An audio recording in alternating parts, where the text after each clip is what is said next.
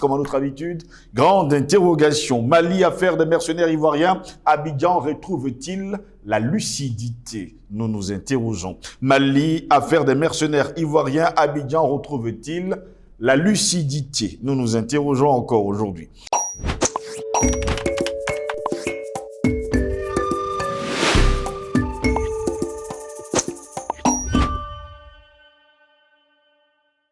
C'est toujours un réel plaisir de vous retrouver sur Panafricaniste TV, votre chaîne de télévision qui vous apporte le meilleur de l'information sur un plateau d'or, mais surtout la chaîne de télévision des panafricanistes, de tous les Africains, de tous les nationalistes qui aspirent justement à voir l'Afrique nouvelle dans les années à venir. Mesdames, Messieurs, bonjour, bienvenue à toutes et à tous à cette autre édition de Parole panafricaniste. Eh bien, Mesdames, Messieurs, la question des 46, on va le dire comme ça, un mercenaire ivoirien ou détenu au Mali depuis le mois de juillet est en voie de résolution, a affirmé d'ailleurs jeudi à la presse le ministre ivoirien de la Défense après la visite d'une délégation officielle à Bamako. Le 10 juillet 2022, 49 mercenaires ivoiriens ont été arrêtés au Mali et bien sûr, puis inculpés mi-août de tentatives d'atteinte à la sûreté extérieure de l'État et formellement écroués. 3 femmes ont été libérées justement par la suite.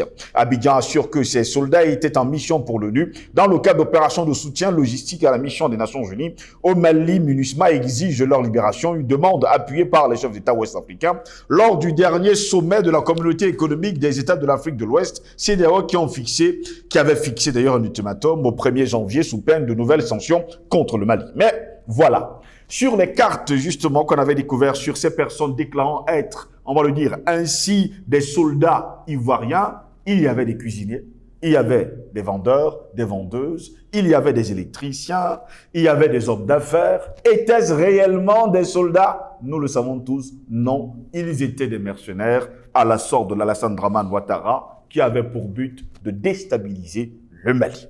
Écroué donc finalement, eh bien, Alassane Dramane Ouattara enverra il y a quelques jours du côté du Mali le ministre de la Défense et certains hommes également de son gouvernement pour discuter justement avec le président Assimi Goïta. Finalement, il en ressort justement de cette discussion, selon ce qui suit d'ailleurs et selon un communiqué.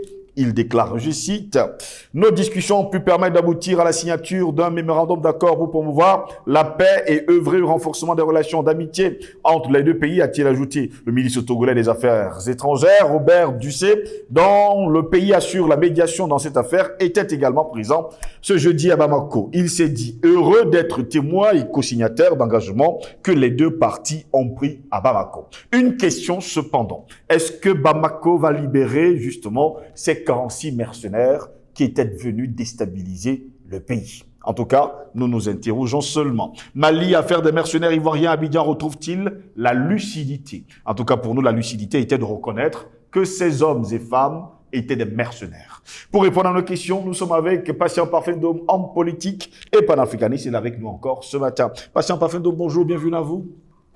Bonjour Steve Jesselingos, bonjour à nos nombreux internautes, bonjour à tous nos valeureux techniciens, bonjour à toute notre vaillante diaspora, à tous ceux qui soutiennent le combat panafricain à travers le monde. Ils ne sont pas que les Africains. Heureusement, cela signifie tout simplement que les oreilles commencent à être assez réceptives vis-à-vis de l'énorme travail, mais de l'énorme cri que l'homme africain pousse pour dire il est temps pour qu'enfin le monde comprenne qu'ici et maintenant, le berceau de la civilisation moderne, le berceau de l'humanisme et de l'humanité ne peut pas continuer à être traîné comme ça dans la boue et dans la gadoue sans qu'aucune conscience, n'est-ce pas, positive ne puisse être un peu enclin à écouter les réclamations, j'allais dire, la détermination de son peuple, surtout de sa jeunesse, à se lancer dans cette bataille pour la réappropriation de sa souveraineté. C'est le but ultime de ce combat, mais surtout pour dire au monde ici et maintenant que l'Afrique d'hier ne sera plus jamais l'Afrique d'aujourd'hui. Et c'est pour cela que l'excellent travail que vous abattez au quotidien pour donner un nouveau visage à l'homme africain, un nouveau visage à la lutte pour la liberté, pour la démocratie authentique, parce que la démocratie vue de l'Afrique ne peut être qu'authentique, pour les valeurs humaines qu'il faut mettre au centre de nos différentes préoccupations. Je pense que ce combat-là, il est le vôtre. Vous le menez avec beaucoup de maestria et l'homme africain que je suis est heureux chaque fois que cela est possible de partager ce valeureux plateau avec vous. Merci à vous. Hein. Patient parfait, donc nous nous dirigeons déjà vers la fin de l'année 2022. On va vous souhaiter beaucoup d'amour, de prospérité, de longévité également pour l'année 2023. Je préfère surtout qu'il y ait une solidarité qui soit faite en direction des pauvres et des démunis, parce que je pense que c'est eux qui sont un peu notre mauvaise conscience. Il faut de temps en temps que ceux qui ont un peu plus pensent à ces pauvres, à ces démunis, et ils sont multiples. Ils ne sont pas souvent lointains comme on le pense, ils sont même à côté de nous. Il suffit tout simplement qu'on ouvre les yeux et on va découvrir qu'autour de nous, il y a cette quête de solidarité, cette absence de solidarité qui font de nous malheureusement des gens vraiment malheureux. Merci à vous, Patient Wafendoum, d'être là ce matin. Une question qui nous intéresse. Mali, affaire des mercenaires ivoiriens. Abidjan retrouve-t-il la lucidité? Il faut préciser par ailleurs que jeudi dernier, le ministre ivoirien de la Défense était du côté de Bamako. Il avait d'ailleurs déclaré que la rencontre s'est passée dans un esprit fraternel, de compréhension mutuelle, avait-il assuré. Il y a eu un malentendu entre la République du Mali et la République de la Côte d'Ivoire. Il y a de cela quelques mois. Il était bon que nous puissions nous rencontrer pour en parler. C'est ce que nous avons fait. Et moi, de poser cette question, Bamako va-t-il libérer les 46 mercenaires qui restent dans les geôles du côté du Mali? Écoutez, je ne vais pas lire dans la boule de cristal. Je n'ai pas le don de la science infuse pour pouvoir vous dire exactement la suite de cet imbroglio, n'est-ce pas, sécuritaire, mais surtout diplomatique. Mais tout ce que je peux dire, c'est qu'enfin, quelqu'un commence à comprendre que la ligne dans laquelle il s'était figé, je parle de la Côte d'Ivoire effectivement, M. Ouattara, ne pouvait pas prospérer. Parce qu'il n'avait pas affaire à un individu, il n'avait pas affaire à un régime que leur patron appelle une junte, mais ils avaient affaire à tout un peuple qui était déterminé à faire respecter, à se faire respecter et à tout faire pour faire respecter sa dignité et son honneur. Et pour cela, toutes les tentatives de menaces, les oukases qui ont été lancées ça et là, les ultimatums et les ultimata n'ont pas prospéré. La seule chose qui restait, n'est-ce pas, à l'État ivoirien et à M. Ouattara, c'était de se rendre à l'évidence que même avec le secours de la CEDEAO et de tous les ports de la CEDEAO qui ont tenté de menacer, n'est-ce pas, le gouvernement souverain de Mali, il était peut-être de bon temps aujourd'hui de changer de fusil d'épaule et d'aller vers ce dont tous les Africains et nous sur le plateau nous avons d'ailleurs réclamé, c'est-à-dire une espèce de mea culpa, et pour dire oui, c'est vrai mon frère, j'ai fauté, je fais amende honorable, s'il est possible qu'on se remette ensemble autour d'une table, autour d'un feu, pour essayer de régler ce litige qui a sérieusement endommagé les relations non seulement au niveau des États, mais même au niveau des peuples. Et je pense que l'Afrique de l'Ouest n'a pas besoin de ce schisme-là et qu'il se soit rendu compte que la méthode forte, que les tentatives de brutalité, n'est-ce pas, dont ils sont passés maîtres dans l'art, parce qu'arriver au pouvoir avec des milliers de morts sur le tapis, ça dit de l'état d'esprit et de la pratique politique de ce régime. Ils se sont rendus compte que ça ne marchera pas. Même à l'international, ils ont essayé d'actionner les leviers de la répression, les leviers de ce gangstérisme international par le biais d'un certain nombre de tentatives de manière condescendante, malheureusement d'ailleurs, d'essayer d'envoyer des signaux pour dire au Mali, si vous n'allez pas dans le sens que nous voulons, vous verrez, vous serez violemment punis.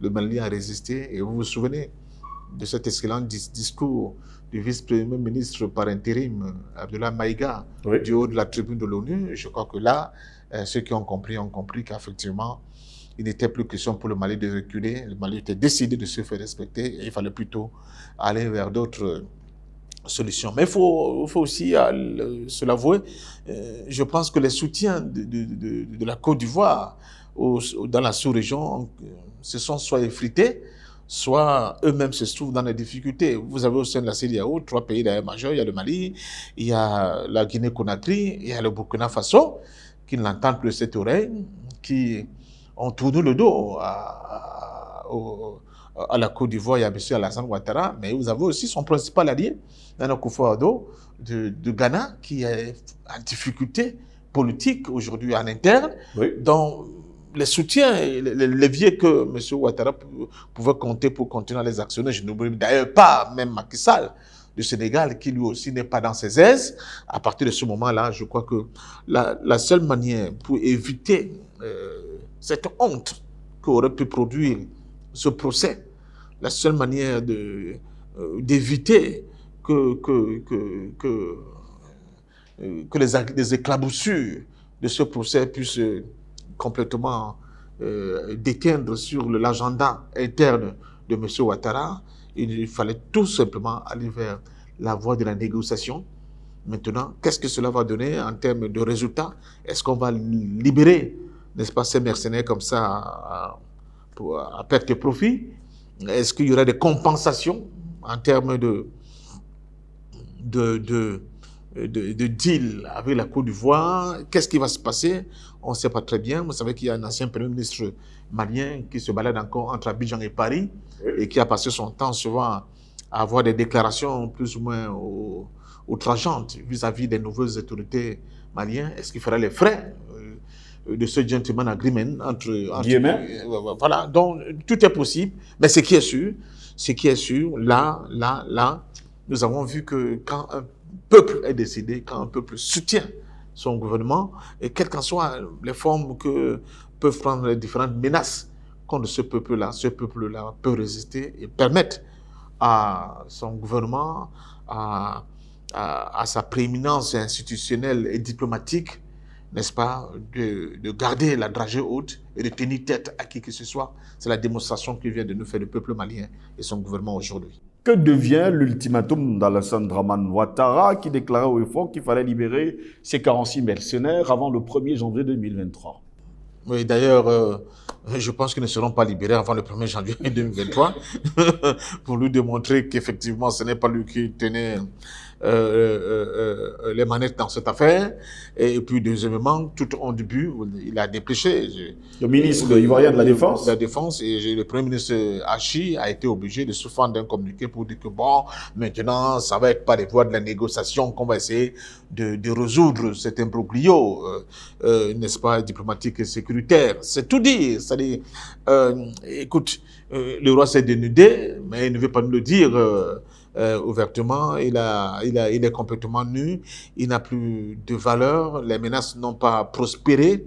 Mais surtout, il ne garde plus la main dans ce dossier au point de nous dire quand et comment seront libérés ces mercenaires. Tout revient aujourd'hui au bon vouloir, à la magnanimité, n'est-ce pas, des autorités maliennes pour décider du sort de ces mercenaires. De toute façon, la leçon qu'on retient là-dedans, c'est que dans ce bras de fer politico-judiciaire, la Côte d'Ivoire a perdu. La Côte d'Ivoire a perdu et elle essaie de sauver les meubles, ce qu'on peut encore sauver. Mais déjà, tout le monde comprendra que la Côte d'Ivoire a perdu. Et mon petit esprit malin m'indique que les autorités maliennes, même si elles se résolvent à libérer ces mercenaires, elles vont quand même tenter de faire boire la coupe jusqu'à la lie à M. Alassane Dramane Ouattara. Les jours prochains seront un peu plus précis dans le dénouement de ce dossier-là. Dans cette affaire, la justice a rendu son verdict et a condamné justement ces 46 mercenaires. Est-ce que la justice malienne va se dédire ou alors finalement c'est le président malien qui prendra la décision d'amnistier ou alors finalement de les libérer? Non, je pense que les nouvelles autorités maliennes sont quand même des gens qui sont très très pointilleux sur les questions de forme. Ils ne peuvent pas passer outre la décision de justice si elle a été rendue. Ils seront obligés de prendre, parce que leur fonction régalienne leur donne cette possibilité d'amnistier. Mais quand on amnistie, cela ne signifie pas que comment on dit ça, on dédouane, qu'on se dédie, ou bien qu'on va à contre-courant de la décision de justice. On dit, vous avez été condamné, certes, mais au vu de notre magnanimité, bon, tout le blablabla juridique que vous connaissez, maintenant nous pouvons vous libérer. Mais vous êtes condamné. Vous êtes condamné dans des pays tiers. Si c'est par exemple une condamnation qui a été du monde entier, avec des peines privatives de liberté qui vont, par exemple, le Cameroun à plus de 6 mois, votre casier judiciaire, il est sali. Vous n'avez plus la possibilité de compétir pour des postes sur le plan social. C'est-à-dire, vous avez un CV qui est sali. Chez nous, on appelle le bulletin numéro 3. Et il y a des types de postes ou bien de compétitions où vous êtes complètement éliminé. Vous êtes hors jeu, de fait. Donc, je pense que c'est ça le fond de ce problème. C'est-à-dire, on vous libère, mais nous savons que vous êtes des mercenaires. On va vous amnistier pour que vous pouvez vous sortir, n'est-ce pas, des raies, n'est-ce pas, de la justice, mais vous êtes des mercenaires et cela doit être dit à haute intelligible voix pour que tout le monde sache que dans cette volonté de l'État malien de participer à l'apaisement, non seulement vis-à-vis de ce régime ubiesque qui est devenu le régime de Bissau Ouattara, oui, mais pour apporter des gages de bonne volonté pour l'ensemble de la sous-région. Que notre révolution n'est pas contre un pays, n'est pas contre un peuple, n'est pas contre un gouvernement. Notre révolution, elle est authentique, elle est pour le Mali et pour tous les pays frères qui épousent ce nouveau cap que s'est fixé le gouvernement malien. Nous avons les bras ouverts, nous sommes prêts à accueillir tout le monde dans cette nouvelle dynamique. Vous serez les bienvenus, mais nous n'accepterons plus jamais que qui que ce soit essaie de s'immiscer dans nos affaires internes, mais surtout serve de supplétif à des agents étrangers impérialistes qui n'entendent pas de cette oreille. On le voit aujourd'hui avec les foudres qu'est en train de subir un pays comme le Burkina Faso, tout simplement parce que de plus en plus, le Burkina Faso a pris des velléités qui sont d'ailleurs traduits en actes de liberté pour essayer de signer des accords dans le cadre du renforcement de sa capacité sécuritaire avec des pays qui ne sont pas ceux du bloc impérialiste. Et voilà l'enjeu central, n'est-ce pas, de ce qui se passe dans cette sous-région et l'enjeu central, justement, de cette possibilité de remettre les relations entre le Mali et la Côte d'Ivoire dans des eaux un peu plus apaisées qu'elles n'ont été hier.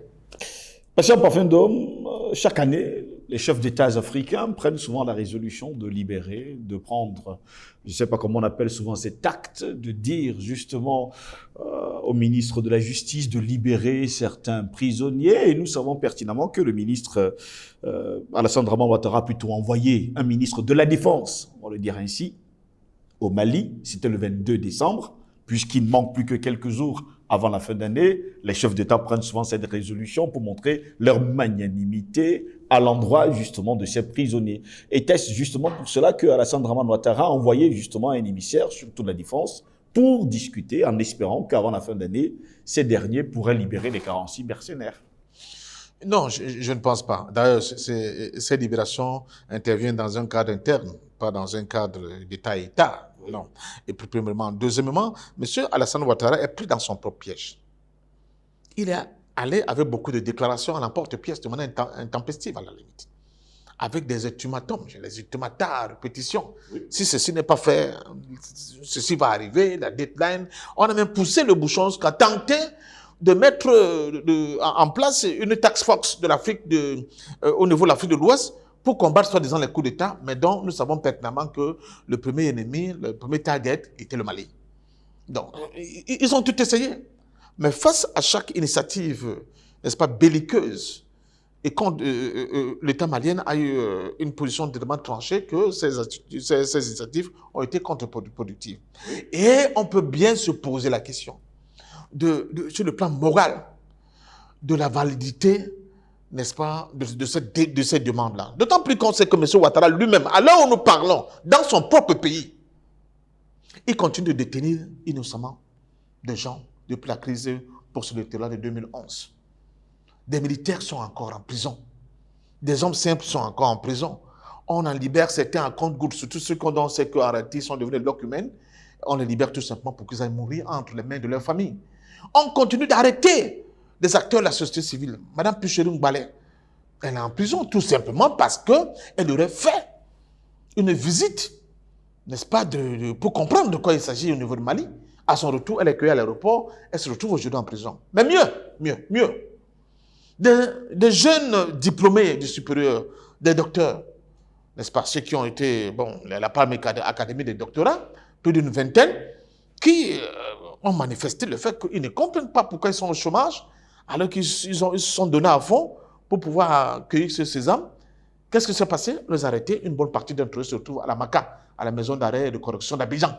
Donc ce type-là, qui lance tous les cris d'orfraie, pour montrer comment il est menacé par le Mali qui a arrêté ces soldats qui n'étaient que dans des missions d'ordre humanitaire. Regardez ce qu'il fait lui-même en interne chez lui. Il est disqualifié complètement pour être un exemple qui puisse permettre justement ce qu'on appelle une détente des cœurs. Parce que lui, dans son ADN, il n'y a que la violence, il n'y a que la barbarie, il n'y a que la sauvagerie, il n'y a que l'absence de dialogue, même en interne.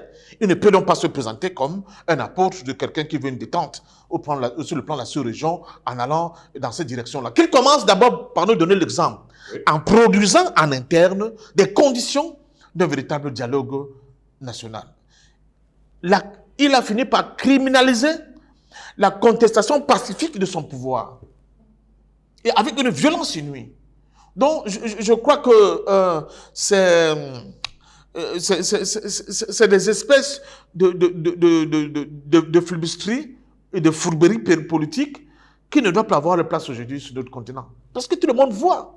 On voit bien le sort qui est réservé à ceux qui tentent de contester ou bien de tirer la sonnette d'alarme pour expliquer au gouvernement de M. Ouattara que il y a des pôles, des franges non importantes de la société qui ont mal de la vie chère, qui ont mal du chômage, qui ont mal de l'absence de regard de l'État vis-à-vis d'eux. C'est la violence qu'on leur oppose. C'est la barbarie et la sauvagerie qu'on leur oppose. Mais à l'extérieur, on envoie les ministres de la Défense, le Premier ministre se fend d'un communiqué pour montrer que oui, on a changé d'attitude. Maintenant, ce n'est pas le vieux de dialogue, de la négociation, de la diplomatie qu'on va tout faire pour... on mettra tout ensemble, tout en branle pour régler le conflit de ces mercenaires qui nous opposent avec le Mali. Vous voyez la duperie? Abidjan a-t-il retrouvé la lucidité? Vous voyez? Mais quelle lucidité? En réalité, il est dans une manœuvre. Abidjan est dans une manœuvre. Il a promis des choses. En interne, les gens attendent. Il a dit, en janvier, ces gars seront libérés. Si, ok, bon, pour des besoins d'élégance, le gouvernement malien accepte de les libérer et qui décide de les libérer en mai, ils vont faire comment? Et moi, je suis dubitatif de penser que ces gars-là seront libérés d'ici le 1er janvier. Ce n'est pas possible. Le Mali ne va pas leur faire cette fleur-là. Donc, nous sommes en face, en réalité, en face, c'est Antonio Gramsci, le grand penseur, poète et écrivain italien qui le disait. L'ancien monde se fronde. Le nouveau est lent à apparaître. Et c'est dans ce clair-obscur que surgissent des monstres. Et l'un de ces monstres-là, dans ce clair-obscur, entre l'avènement de ce nouveau monde et la fin programmée de l'ancien, l'exemple typique, c'est M. Alassane Dramane Ouattara et son gouvernement. À l'extérieur, il donne l'impression, ou bien il veut donner l'impression de quelqu'un qui est prêt pour la main tendue, pour négocier, et tout. Mais à l'interne, c'est avec une main de fer, avec une violence inouïe, Soit c'est par le biais de la corruption, comme on le voit, il tente de corrompre certains anciens opposants à lui, soit c'est par le biais de la force qu'il essaie de faire. L'apaisement de M. Ouattara vis-à-vis de tous ceux qui sont à l'intérieur de son pays et qui contestent son pouvoir, c'est où tu marches, où tu crèves. Et ça, ce n'est plus pensable aujourd'hui. L'Afrique a besoin d'un nouveau leadership, type de leadership. Un leadership apaisé, qui est prêt à aller au combat quand il s'agit de défendre les intérêts de son propre peuple, de son propre pays, mais qui a une main tendue, j'allais dire, à l'infini, vis-à-vis de ses propres frères autour de lui, pour que chaque fois qu'il y a des divergences, des difficultés, qu'on puisse trouver des espèces de gentleman agreement en interne pour justement protéger et valoriser cette paix relative dont tous nos États, tous nos peuples ont besoin pour continuer notre marche en avant. Pourtant, ils sont nombreux les Africains qui veulent un mea culpa de la part d'Alassane Dramane Ouattara. Peut-on y penser? Peut-il le faire? Vous savez, en politique, il y a plusieurs manières, il y a plusieurs méthodes, il y a plusieurs approches, n'est-ce pas? Le mea culpa peut être bon. Tu t'es déculotté, tu dis vraiment j'ai fauté, je m'excuse, machin, et bon, ok, passons l'éponge dessus, vraiment mes frères, pardonnez-moi. Ce n'est pas la faiblesse quand les gens le font, contrairement à ce que nous pensons. C'est une hauteur. Mais ça peut se faire que quand en face de vous, quand vous avez en face de vous, ce qu'on appelle des interlocuteurs crédibles. Si vous n'avez pas d'interlocuteurs crédibles et qu'en face de vous, vous avez plutôt un mercenaire, un véritable mercenaire, un chien couchant de l'impérialisme, un flibustier des temps modernes, ne vous attendez pas à ce type d'humilité. Il ne faut rien attendre d'Alassane Dramane Ouattara? Non, il ne peut pas aller jusque-là. Il ne peut pas. Il ne peut pas. C'est pour cela qu'il faudra qu'on le force de manière ou d'une autre à boire la coupe jusqu'à la lie. Et les moyens les plus idoines, à mon sens, c'est de dire, OK, nous allons reconsidérer notre position vis-à-vis de ces mercenaires, mais ils ne seront libérés que tant, à telle date, pour que cette date ne coïncide pas avec l'agenda propre de M. Alassane Ouattara. C'est-à-dire que le principe de la libération peut être acté, mais la libération peut se faire dans des délais qui ne correspondent pas, n'est-ce pas, au programme de M. Alassane Ouattara. Merci à vous, Patient Bafédoum, d'avoir été avec nous ce matin. C'est moi qui vous dis merci. J'appelle tout ça le drame africain. C'est-à-dire que cette affaire-là rentre dans le cadre de ce que j'appelle le drame africain. C'est-à-dire que les forces endogènes africaines n'ont pas encore compris que le moment est arrivé pour l'Afrique, n'est-ce pas, de décider de son avenir tout seul, comme un grand garçon. Nous avons encore des forces endogènes qui sont complètement à plat ventre vis-à-vis des intérêts de l'étranger et qui ne font qu'appliquer le programme de l'étranger qui n'est qu'un programme de domination, un programme d'avidissement, un programme de ravalement au rang des bêtes sauvages de l'homme africain. Et ça, M. Alassane Ouattara, qui joue encore un rôle de premier plan dans ce programme démoniaque, doit comprendre qu'avant lui, il y a eu des Mobutu, il y a eu des Omar Bongo, mais on connaît la suite qui leur a été réservée. Et on connaît justement son père, Houphouët-Boigny. Vous l'avez bien compris, mesdames, messieurs, pour cette fin de cette autre édition de Parole panafricaniste, eh bien, l'ancien monde tente à disparaître, il tente à disparaître, et surtout le nouveau monde également tente d'apparaître. Mais on le sait également, il tarde forcément à apparaître, mais c'est dans ce clair obscur que naissent les mondes. juste les mondes. Allez savoir. J'aime souvent le dire, la guerre n'a qu'un seul vrai héros, la mort, et la mort se moque bien de la victoire. Plaisir de vous retrouver très prochainement. Passez une agréable journée.